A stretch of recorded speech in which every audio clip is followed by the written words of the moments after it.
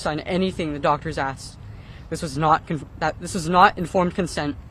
It was a decision forced under extreme duress.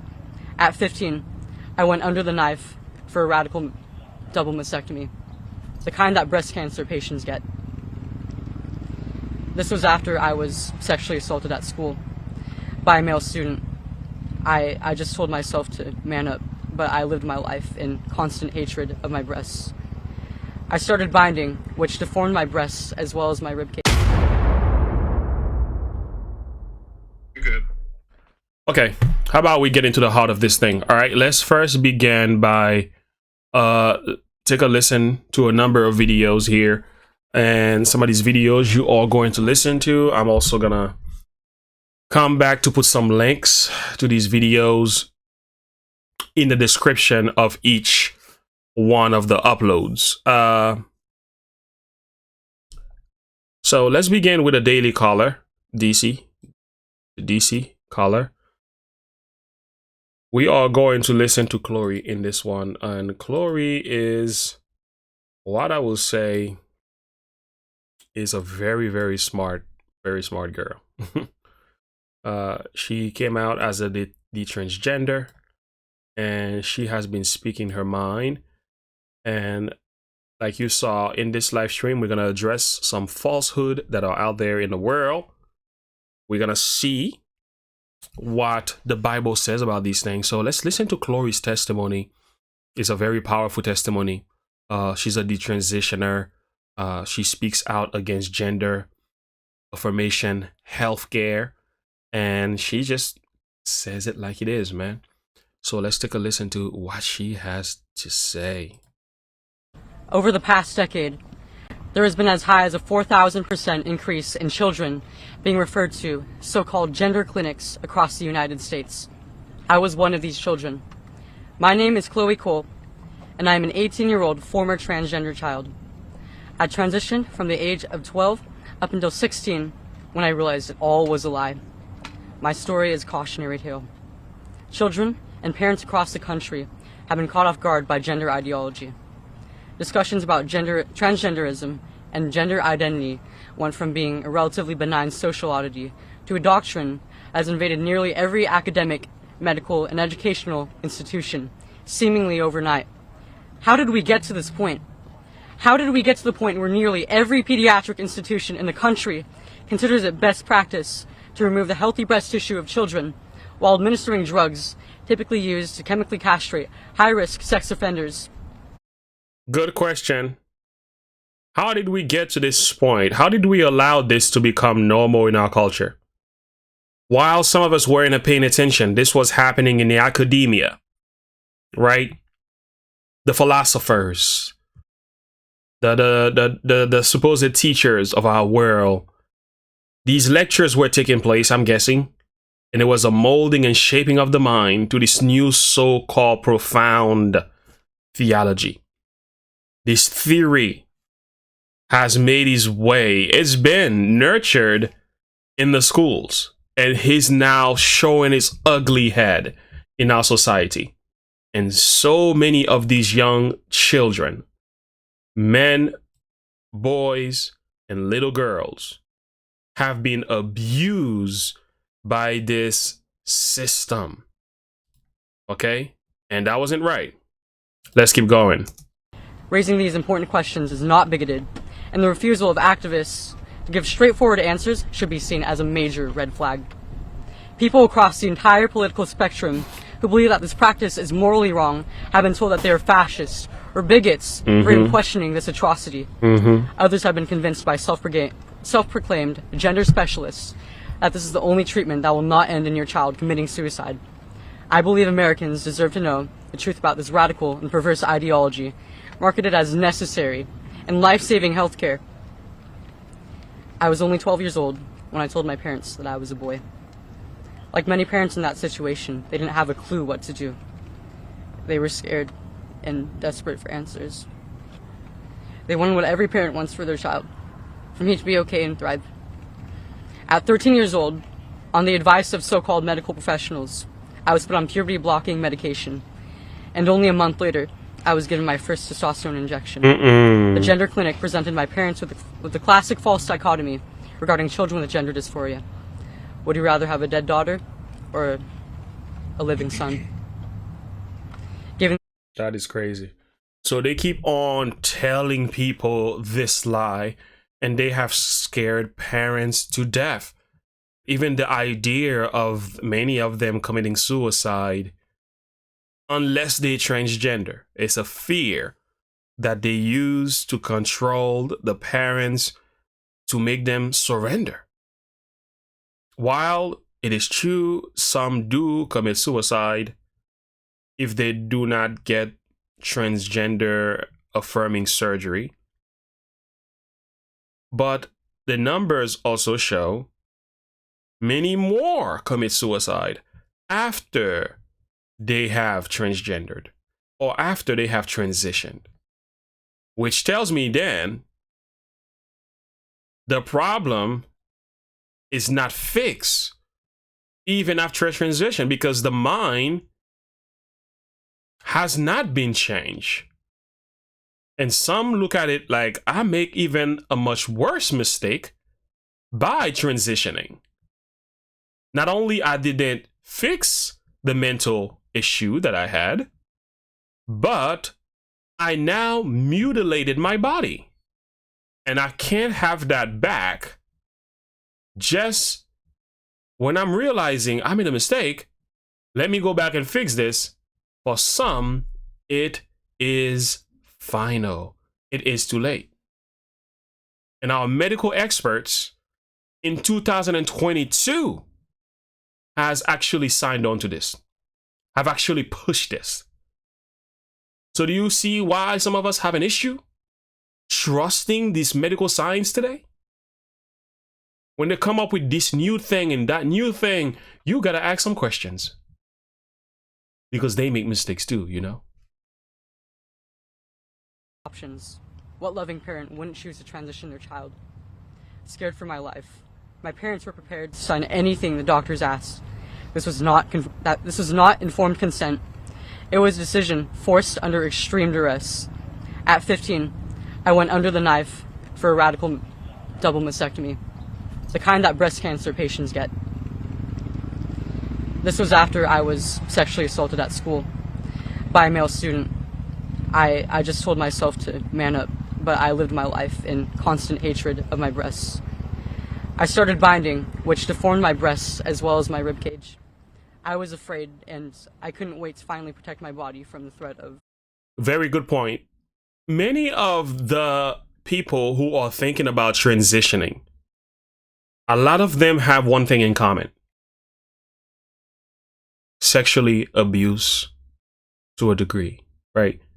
They either have experienced that or they are an avid social media consumers.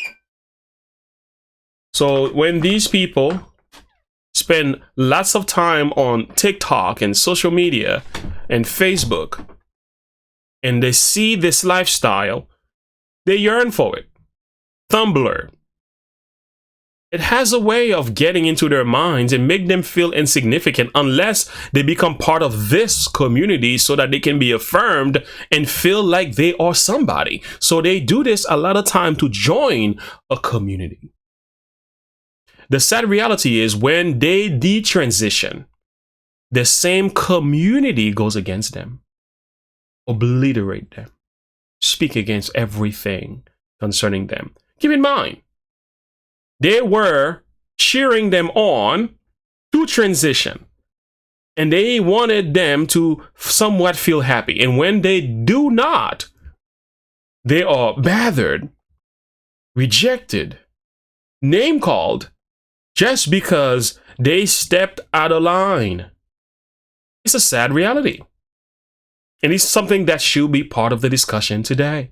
And some of these doctors need to be held accountable. They have to be able to sue these doctors. They can't allow these doctors to have immunity concerning some of these issues and these practices. Not only that, some of the parents should be able to get sued for giving in to the pressure. That's not okay. So these are some real concerns she's bringing to the table here, and we need to pay attention. Further molestation. At 16, I finally realized what happened to me, and that I had made a huge mistake. I realized the beauty of motherhood was stolen from me by medical professionals who my family entrusted me to. I realized after maturing a bit more that a child does not in fact know who they are at 12 years old. I realized that I wanted to be what I always was and forever will be, a woman. With this realization came a series of challenges that were far worse than the transition. Somehow, I had to get myself off these drugs and tell everyone in my entire life that I was not who I said I was. My parents were shocked and felt like they failed me on every level imaginable. Of course. My friends all turned against me because I was evidence that their beliefs were a lie.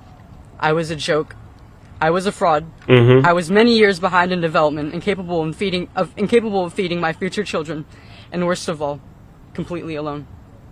It's crazy. Even the medical professionals who got me into this mess now have no idea what to do with me, and they refuse to help me. It almost killed me, as it has killed many who regret transition. The big question still remains.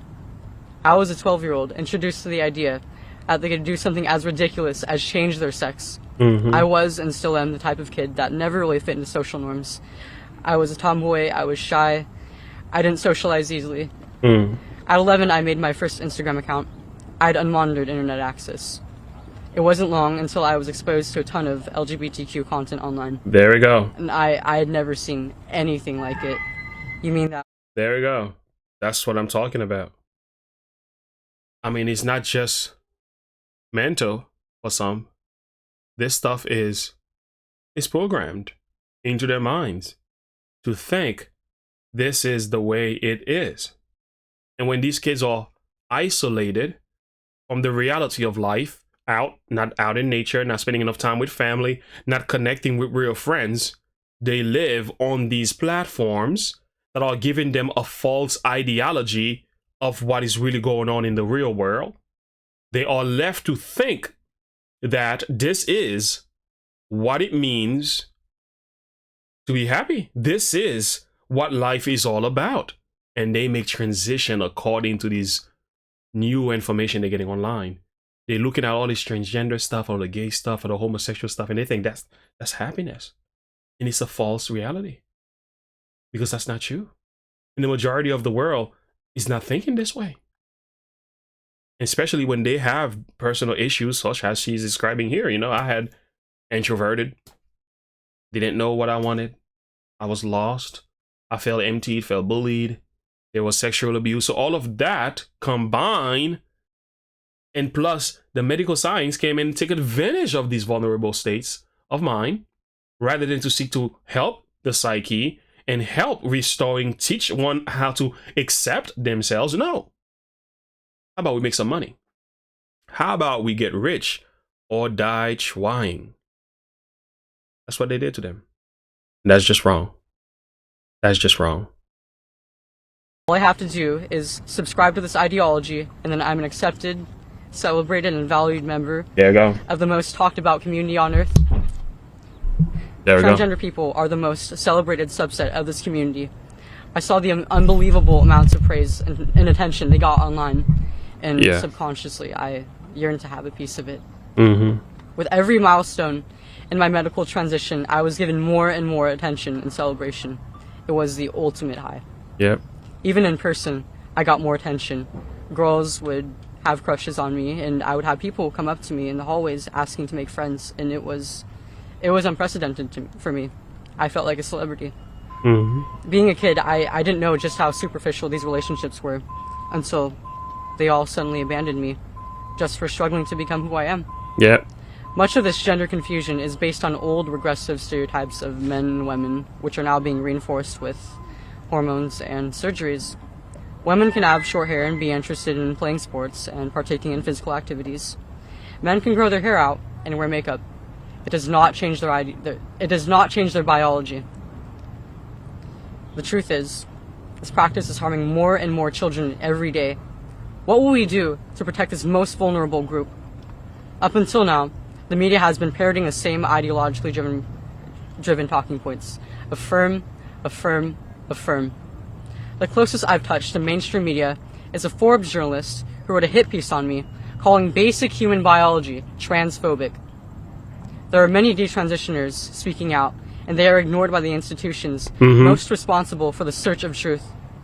Up until today, most politicians on the left and right have done nothing but get into Twitter fights on this issue. There is no second chance at childhood, so we must do our best as adults to guide our children to pathways. That's crazy, man. And it's true. Many politicians don't even care. Some don't even try to touch this matter with a 10-foot pole. They're like, hey, we want nothing to do with it. Or the voice of the detransitioners community who are now speaking out. They're not heard. They're not being heard. I think now people are paying attention to them, but before they were trying to hush them down. Even TikTok were canceling videos of the transitioners. They were not allowed to speak because they were going against the narrative. What we were once told would bring joy and happiness to these kids was not doing it. So some of them are left to fetch for themselves. So I'm so glad now people like Chloe and many others are getting their voice back. They're speaking against the misunderstanding, the abusiveness that has happened as a result of the decisions that they were somewhat pushed to do. Although it was their own ultimately, but they were indoctrinated in these ideologies. Unfortunately, they fell for it. And that's just messed up. All right, let her finish here. That lead to healthy bodies and minds instead of depression and disfigurement. No child deserves to suffer under the knife of a gender-affirming surgeon. America's children, all children, deserve better. Thank you. She's a well-articulated young lady, very balanced and intelligent as well. Yeah, this is something we need to be talking about. I'm checking the chat room here. You said, why we join gang, no choice. What do you mean by that, Janice Eckler? Anyway, let's keep going here. Going to this video, I want to end it with this. This is the thing that a lot of people don't realize, including both physicians and young children, is that the heart is deceitful above all things and desperately wicked. Who can know it? Friends, we have such a sinful heart. You should be afraid of the sinfulness of your own heart. You should be afraid of how deceitful your heart can be. So they were self-deceived. They were self-deceived. And they were deceived by the culture. They were also deceived by medical science. They were deceived by this newfound theology of transgender surgery and affirmation. Felt good, sound good to begin with, but it was all a massive deception and still is. And now some are waking up, and in some cases it is too late. And my prayers goes out to them because I will not want to be in your position. I don't know what it's like to go through this and having gone through the surgery and having to live with yourself and the consequences that follow. Only God understands. We end this one right here.